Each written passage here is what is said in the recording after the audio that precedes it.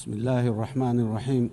Your Excellency, Antonio Guterres, the UN Secretary General, Your Excellencies, Heads of States and Governments, ladies and gentlemen, it is a great honor and privilege to address the 80th UN General Assembly today at a time when our world is at a critical juncture. The UN was founded on the principles of advancing peace, security and development, and progress globally after the destruction of the Second World War. The UN is the embodiment of our common aspiration for a global governance anchored in international law, fairness, and equality. 8 years on since the first UN General Assembly, we should have already been better together, not seeking to justify why we can't be better together today. Global challenges across the world, people and indeed humanity as a whole is challenged with existential obstacles and threats that we can resolve through dialogue, cooperation, unity, and shared purpose.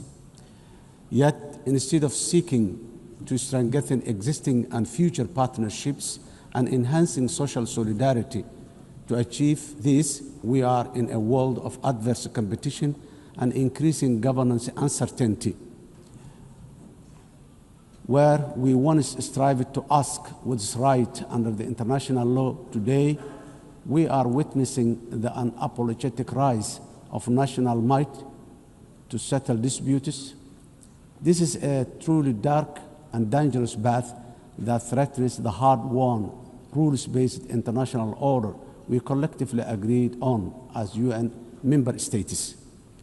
Excellencies, ladies and gentlemen, while we should be focused strategically on accomplishing the Sustainable Development Goals and leaving no one behind by 2030, the number of fragile states and populations living in poverty is increasing globally.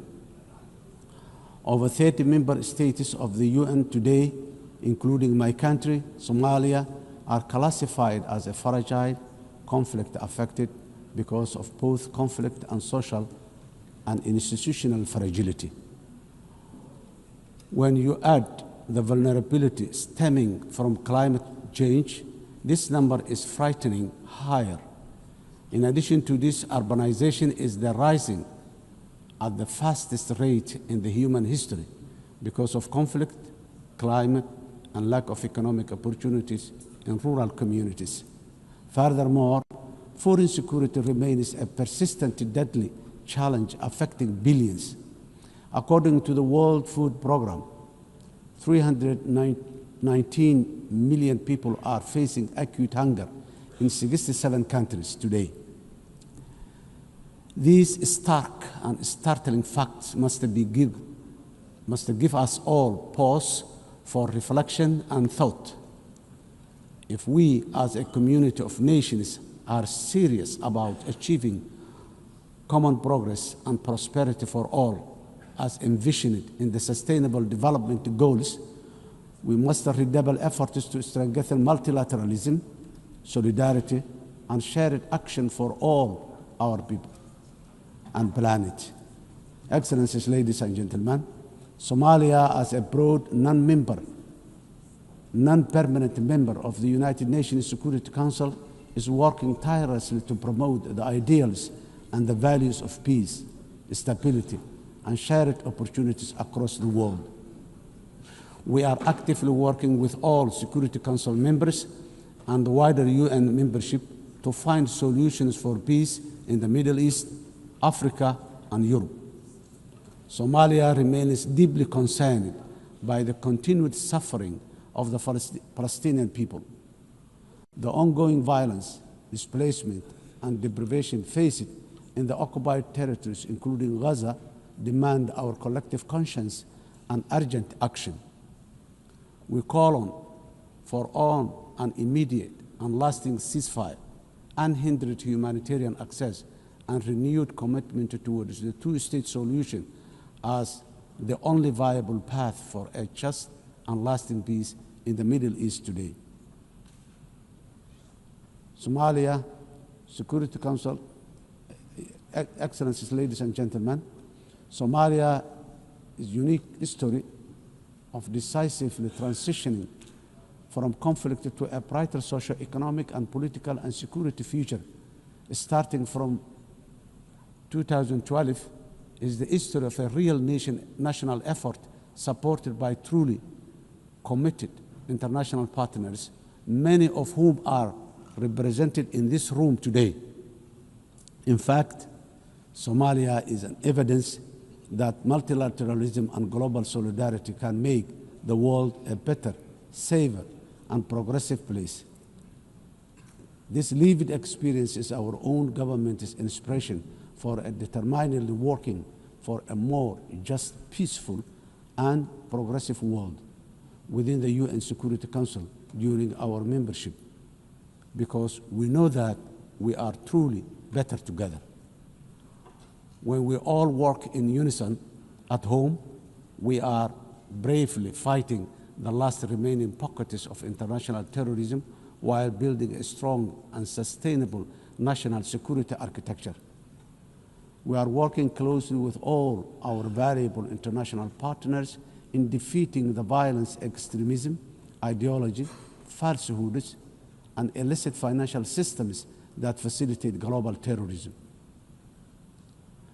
As a result of our efforts in Somalia, our people and citizens across the world are safe today. Of course, while we remain grateful for all international support to combat terrorism, I strongly commend the unwavering commitment and courage of Somali security forces and the local community defense forces for their sacrifices, resilience, and success against al-Shabaab and ISIS, the two most dangerous terror organizations in the world today. This will continue until we achieve complete victory and harmony in our country, our region, our continent, and the wider world. We must never give in to cowardly terrorists. Excellencies, ladies and gentlemen, our government has embarked on a historic journey to undertake universal suffrage elections in Somalia for the first time in 57 years. Somalia was Africa's first democratic nation in the 1960s, and we are proudly returning to that path of inclusive governance once again. Today, our national election registration process is ongoing, and more than 40 independent political associations have registered to participate in the upcoming elections.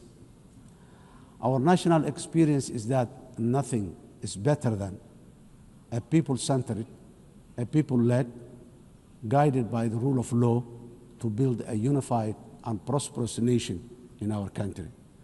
Financing development, the sustainable development goals are the blueprint for achieving dignity, justice, and equality through real investment in human capital, job creation, and social protection for the most vulnerable in all our communities. However, it was very clear from the fourth financing for development conference in Seville earlier this year that the financing gap between our ambitions and the reality are very far apart.